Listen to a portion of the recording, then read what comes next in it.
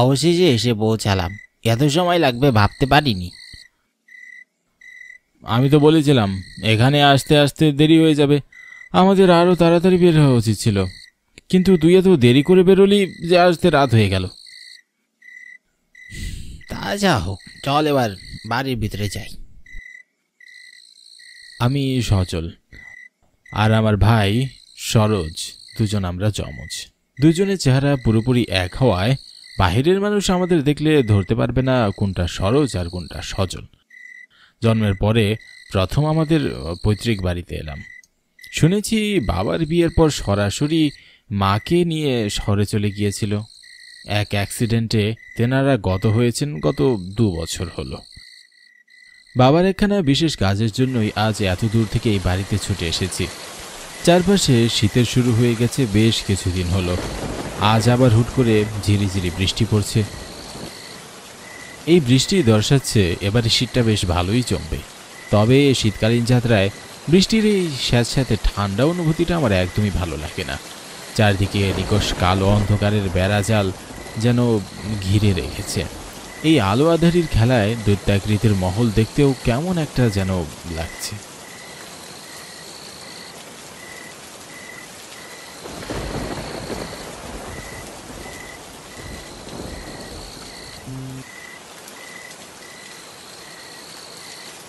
দাদাবাবুরা, তোমরা এসে গেছ? কর্তাবাবু কইছেন তোমরা দুজনে ঠিক একইবারে একই রকম দেখতে। সত্যি সত্যি তো চিনতে পারছি না কোনটা সরল আর কোনটা সরোজ দাদাবাবু। আমি সরোজ আর ও সজল। তা বেশ, অনেক রাত হয়ে গেছে আর বৃষ্টিও পড়ছে। এমন সময় বেশিক্ষণ বাইরে থাকা ঠিক হবে না। চল ভিতরে চল। হ্যাঁ হ্যাঁ, চলো।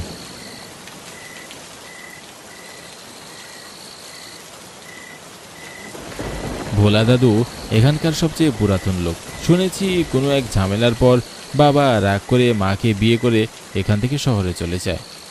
বাবা মার বিয়ের পর তারা কখনো আসেনি। শুনেছি আমার দাদু যখন মৃত্যুশয্যায় ছিলেন তখন তিনি ভোলা দাদুকেই এখানকার সমস্ত দায়িত্ব বুঝিয়ে দিয়েছিলেন। এখন এ বাড়িতে ভোলা দাদু একাই থাকে, বাড়ির দেখাশোনা করেন। দেখে মনে হলো তিনি বেশ ভালো একজন মানুষ। রাত প্রায় 11:30 বাজে। বৃষ্টি থেমে গেছে বেশ খানিকক্ষণ আগে। কনকনে ঠান্ডায় হাত পা প্রায় কাঠ রূপে পরিণত হচ্ছে। বাবার মৃত্যুর পর আমি আর আমার ভাই দুজনে বাবার পুরনো বক্সে রাখা ডায়েরিতে খোঁজ পেয়েছিলাম বাবার শেষ একখানা ইচ্ছের। দাদু মরে যাবার পর ওই পৈতৃক বাড়ি বিক্রি করে সেই টাকায় তৈরি হবে একটা হাসপাতাল। বাবা মায়ের অকাল মৃত্যুর পর সেই দায়িত্ব আমরা দুই ভাই নিজের কাঁধে তুলে নিয়েছি। সেটাই মূলত এখানে আসার আসল কারণ। ভালো খদ্দের দেখে বাড়িটা বিক্রি করে সেই টাকায় বাবা মায়ের নামে একটা হাসপাতাল খুলব।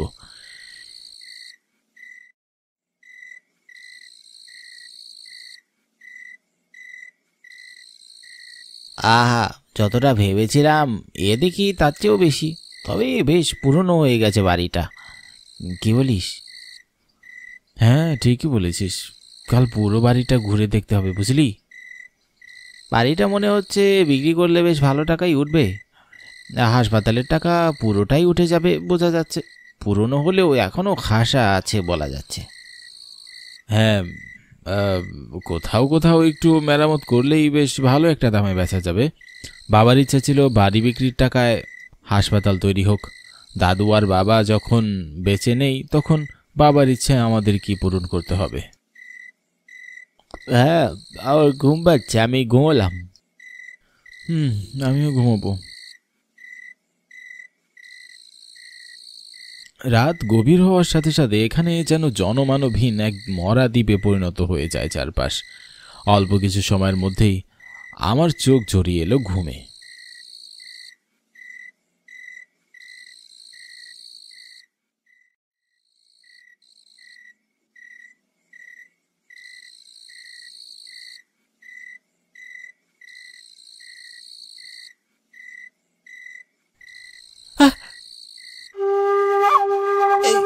এসব কি?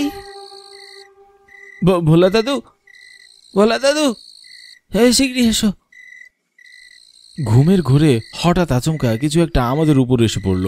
প্রথমে ভেবেছিলাম ছাদ ফুটো হয়ে বৃষ্টির জল পড়েছে, কিন্তু তারপরে উঠে বসে খেয়াল করলাম সেগুলো জল নয়, বরং রক্ত। কোত্থেকে এলো তা বুঝতে পারছি না, তবে এটা বোঝা যাচ্ছে যে কোনো সাধারণ ব্যাপার নয়।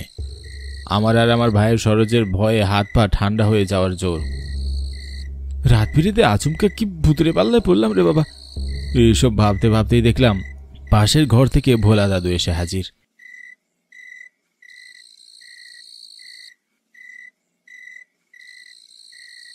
এত রক্ত দেখে ভোলা দাদুর চোখও ছানা বড়া হয়ে গেল।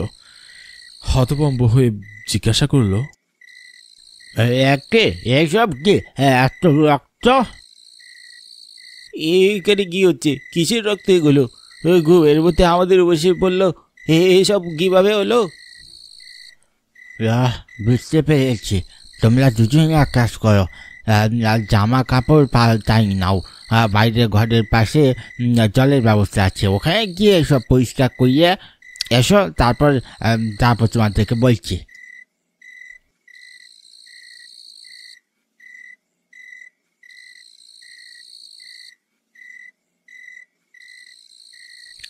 এখানে এসব কি হচ্ছে কিছুই বুঝতে পারছি না। তবে ভোলা দাদুর কথা শুনে ভয়ে আমি আর আমার ভাই দুজনে করিডর ধরে এই রক্তগুলো পরিষ্কার করতে যাচ্ছি।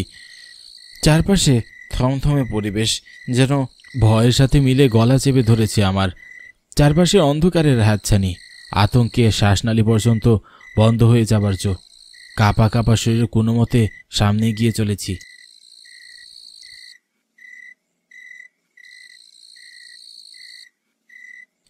হঠাৎ সামনে থাকা একখানা দরজায় আওয়াজ উঠল। মনে হলো ভিতর থেকে কেউ দরজাটা খোলার চেষ্টা করছে অবিরাম। পুরো বাড়িতে ভোলা দাদু একা থাকলে এই ঘরের ভিতরে কে সেটা ভেবে ভয়ে আমার কেমন একটা গা শিরশির করছে। গলা দিয়ে আওয়াজ বেরোচ্ছিল না, তবু কম্পিত কণ্ঠে ভোলা দাদুকে আরেকবার ডাকার চেষ্টা করলাম। ভোলা দাদু, ও ভোলা দাদু।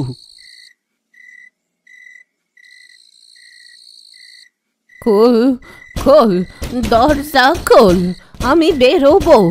খোল কইছি, তোদের ঘাড় মটকাবো, তোদের রক্ত আমি আমি খাবো। দরজা খোল। এই বুড়ি তো দেখি মহা জ্বালাচ্ছে। কে ভেতরে? আমরা তো জানতাম এই বাড়িতে ভোলা দাদু ছাড়া আর কেউ নেই। দেখবে তোমরা, এই লাগাও।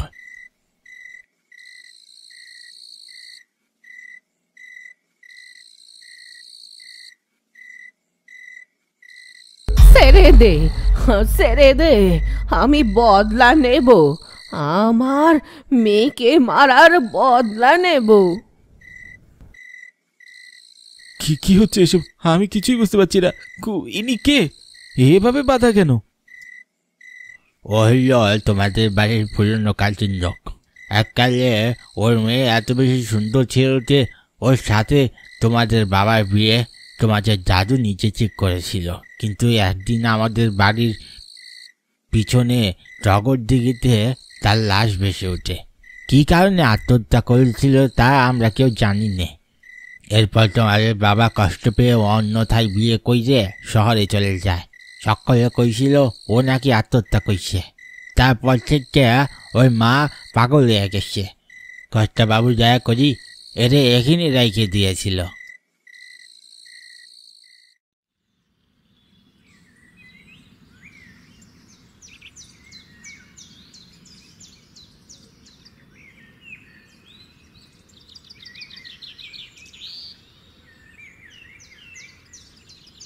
সকালে ঘুম ভাঙতে দেখলাম সরোজ আমার পাশে নেই। হঠাৎ বুকের মধ্যে কেমন একটা ভয় দিয়ে মোচড় দিয়ে উঠল। গতকাল রাতে সব অলৌকিক ঘটনার পর সরোজকে না দেখে এক অজানা ভয় আমার মনের মধ্যে উকি দিচ্ছে। বিছানা ছেড়ে নেমে সরোজকে খুঁজতেই যাব, এমন সময় ঘরের ভিতরে এলো ভোলা দাদু। তার চেহারা বিষণ্ণ হয়ে আতঙ্কিত দেখাচ্ছিল। ওইটাই বাবু শিগগিরি চলো, সর্বনাশ হয়ে গেছে। কি কি কি হয়েছে? সরোজ কোথায়? বাড়ির পিছনে ইটির পারে পড়ে আছে, তুমি শিগগিরই চলো ঘরে।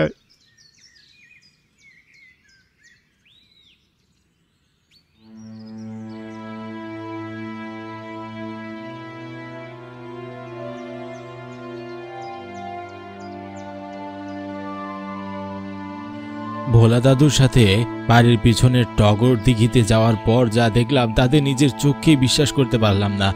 আমার পায়ের নিচের থেকে যেন মাটি সরে যেতে লাগলো, আমার সমগ্র শরীর কাঁপতে লাগলো। আমি দেখলাম আমার ভাই সরোজের মাথা কাটা লাশ পড়ে আছে দিঘির পাড়ে। সরোজ আমার যমজ ভাই হয়, এক মুহূর্তের জন্য মনে হচ্ছিল ওটা আমারই লাশ। আমি যেন ওখানে পড়ে আছি। আমি যেন নিজেকে আর ধরে রাখতে পারলাম না। চারপাশে অন্ধকার দেখতে শুরু করলাম।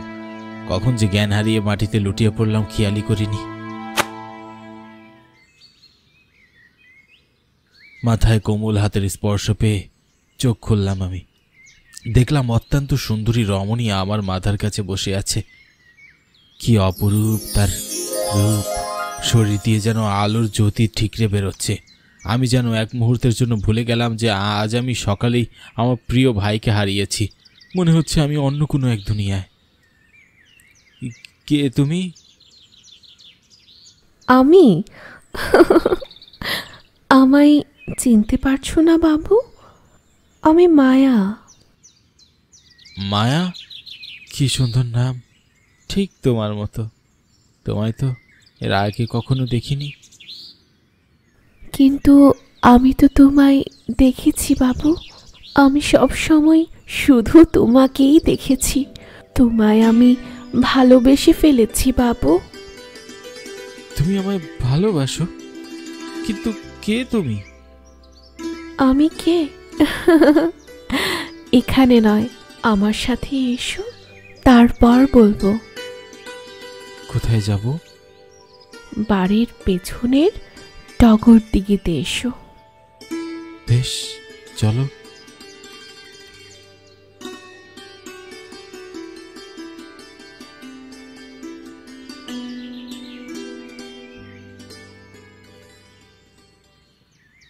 আমি মায়ার সাথে হাঁটতে লাগলাম। এত সুন্দরী কোনো রমণী যদি নিজে থেকে নিজের প্রেম নিবেদন করতে আসে, তাকে ফিরিয়ে দেওয়া সমীচীন নয়। আমি মায়ের পিছন পিছন হাঁটতে শুরু করলাম। একসময় টগর দিঘিতে গিয়ে পৌঁছালাম।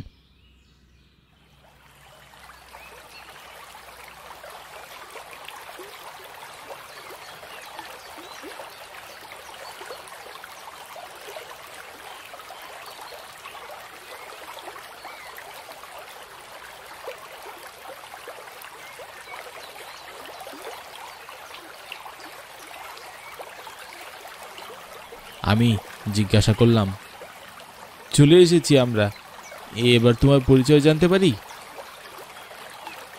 আমার পরিচয় জানতে চাও আমি কে?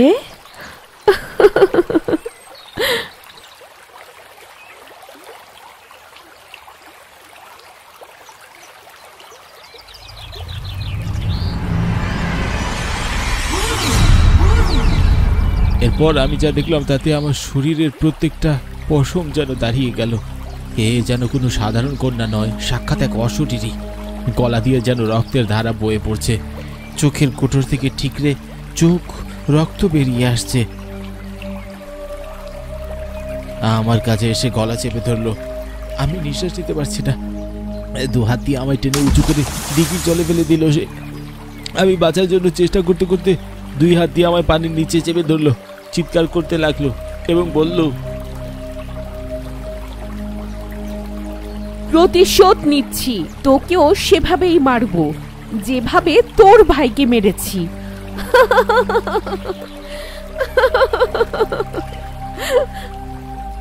হে কথা শুনে এক মুহূর্তে আমার সবকিছু মনে পড়ে গেল। আমি যেন বাস্তবিক দুনিয়ায় ফেরত এলাম। আমাদের এই বাড়িতে আসা প্রত্যেকটা অঘটন ঘটা, আমার ভাইয়ের মৃত্যু, সব মনে পড়ে গেল আমার। আমি বললাম, আমার ভাইকে তুমি মেরেছো কেন? কি দোষ ছিল আমার ভাইয়ের? তোর বাবা আমাকে ভালোবাসতো, এটা জানার পরেও তোর দাদু এই টগর দিঘিতে এসে আমাকে কুপ্রস্তাব দিয়েছিল আমার সৌন্দর্য দেখে। তখন আমি তোর বাবাকে সবটা কয়ে দিয়েছিলাম, আর সেই রাগে তোর দাদু এখানে এসে আমাকে মেরে ফেলে। তোর বাবা সবটা জানা সত্ত্বেও কাউকে কিচ্ছু কয়নি, যেন তার বাবার নাম খারাপ না হয়। প্রতিশোধ নিচ্ছি আমি, প্রতিশোধ। আমার সাথে হওয়া প্রতিটা অন্যায়ের প্রতিশোধ নিচ্ছি। তোর দাদুকেও আমি ঠিক এভাবেই মেরে ফেলেছিলুম। কি? কিন্তু আমি আর আমার ভাই তো এই সব কিছু জানতাম না। আমার ভাইকে কেন মেরেছো আর আমাকে কেন মারছো? ছেড়ে দাও। ওই শয়তানটার রক্ত যার যার শরীরে বইছে সকলকে আমি মেরে ফেলবো, তোকেও মারবো।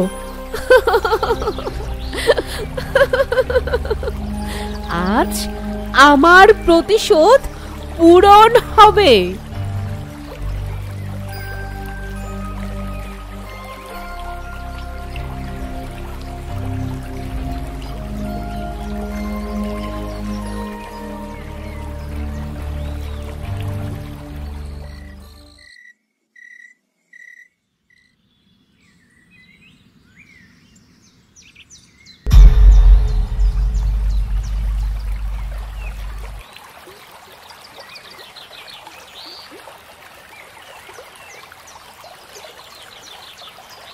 শেষ পর্যন্ত তবে এবারের অভিশাপ সত্যি হলো। মায়া মরার সময় আমি সবটা আড়াল থেকে দেখছিলাম, কিন্তু বাড়ির কাজের লোক হওয়ার মুখ খুলে কিছু বলতে পারিনি ভয়ে। মায়া মারা যাবার সময় কর্তাবাবুকে কয়ে গেছিল তার রক্ত সবাইকে একে একে শেষ করে দেবে সে। মায়া শেষ পর্যন্ত তার কথা রাখলো, বেশ করেছে। এই দুশ্চরিত্রের এই অপরাধী বংশের পাপের রক্ত একেবারেই শেষ করে দিল। এই টগর দিঘিও শেষ পর্যন্ত অভিশাপ মুক্ত হলো।